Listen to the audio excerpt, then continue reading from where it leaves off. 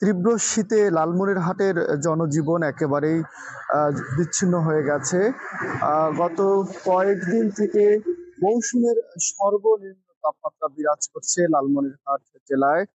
আম এর ফলে লালমনিরহাট জেলায় আম মা সাধারণ মানুষের স্বাভাবিক কাজকর্ম চরমভাবে বিঘ্নিত হচ্ছে।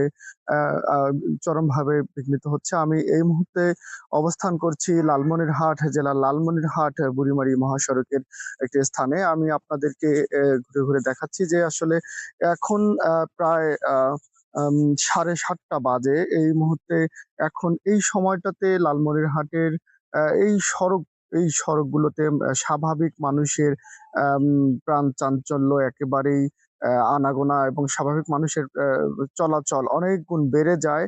এই সময়টাতে ঢাকা থেকে ছেড়ে আসা যে দূরপাল্লার গাড়িগুলো রয়েছে, সেই দূরপাল্লার গাড়িগুলো বুড়িমারি স্থলবন্দর মুখে অ্যা মা আ যায়। কিন্তু এই সময়ে আ মানুষ একেবারেই আ আ নিজেদের প্রয়োজন জরুরি প্রয়োজন ছাড়া ঘর থেকে বের হচ্ছেন না। গত কয়েকদিন থেকে লালমনিরহাটে মৌসুমের একেবারে সর্বনিম্ন তাপমাত্রা আম আ বিরাজ করেছিল। আজকে সকালে আবহাওয়া অফিসের তথ্য মতে ১০.৪ ডিগ্রি সেলসিয়াস তাপমাত্রা বিরাজ করছে এবং গতকালকে সেটি ৯ ডিগ্রি এবং এর আগে সেটি ছিল ৮.৫ ডিগ্রি সেলসিয়াস। এর ফলে লালমনিরহাট একটি একেবারেই আম নিম্ন মধ্যবিত্ত এবং চর অঞ্চলে অধ্যুষিত একটি জেলা। মানুষ মূলত এই চর অঞ্চলগুলো একেবারে ফাঁকা হওয়ার কারণে এই অঞ্চলগুলোতে বেশি শীত অনুভূত হয়। এবং বেশি শীত অনুভূত হওয়ার কারণে এই অঞ্চলগুলোর মানুষ শীত নিবারণের জন্য খড়কুটো জ্বালিয়ে তারা শীত নিবারণ করার চেষ্টা করেন। আমি আপনাদেরকে দেখাচ্ছি যে ঢাকা থেকে একটি গাড়ি ছেড়ে আসছে, সেটিকে এর মধ্যে আ যাতা আ হেডলাইট জ্বালিয়ে তারা যাচ্ছে যাতে দুর্ঘটনা না হয়। আমি যাত্রী এবং হেল্পারদের সঙ্গে কথা বলে তারা জানিয়েছেন আ যে দুর্ঘটনা এড়ানোর জন্য তারা খুব নির্ধারিত গন্তব্যের আ নি নির্ধারিত সময়ের ২ থেকে ৩ ঘন্টা বেশি সময়ে তারা আসছেন এবং আমি লালমনিরহাটের যে সিভিল সার্জন রয়েছে, লালমনিরহাটের civil surgeon doctor Abdul Hakim, আমি তার সঙ্গে কথা বলেছি। তিনি জানিয়েছেন যে মৌসুমের সর্বনিম্ন তাপমাত্রা বিরাজ করার কারণে লালমনিরহাটের যে ৫ টি উপজেলা স্বাস্থ্য কমপ্লেক্স, এই উপজেলা ৫ টি উপজেলা স্বাস্থ্য কমপ্লেক্সে শীতজনিত রোগীর সংখ্যা বহুগুণ বৃদ্ধি পেয়েছে বলে তিনি জানিয়েছেন। এই বিশেষ করে বয়স্ক এবং শিশু যারা রয়েছেন তারা শীতজনিত বিভিন্ন রোগ, শ্বাসকষ্ট, নিউমোনিয়া সহ বিভিন্ন ধরনের রোগে আক্রান্ত হচ্ছেন।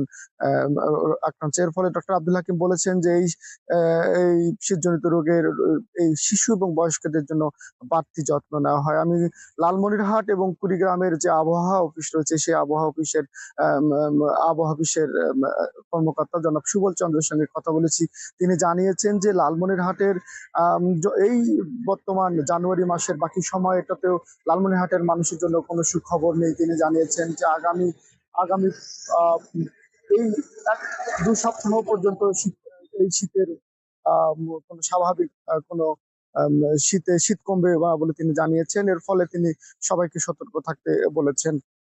আমি কৃষি বিভাগের সঙ্গে কথা বলেছি।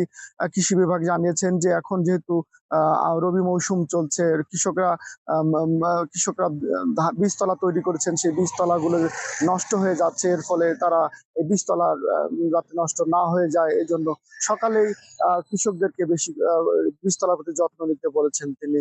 ফলে লালমনিরহাটে চতুর্দিক থেকে মানুষের স্বাভাবিক কাজকর্ম চরমভাবে বিঘ্নিত হচ্ছে। আমি লালমনিরহাট জেলা প্রশাসনের সঙ্গে কথা বলেছি। তিনি জানিয়েছেন যে এই শীত মৌসুমে ৫ টি উপজেলায় প্রায় ১০,০০০ শীতবস্ত্র কম্বল বিতরণ করা হয়েছে, যা চাহিদার তুলনায় একেবারেই অপ্রতুল। তিনি জানিয়েছেন যে সরকারি বেসরকারি বিভিন্ন পেশার মানুষকে তিনি শীতবস্ত্র বিতরণ করার জন্য আহ্বান জানিয়েছেন।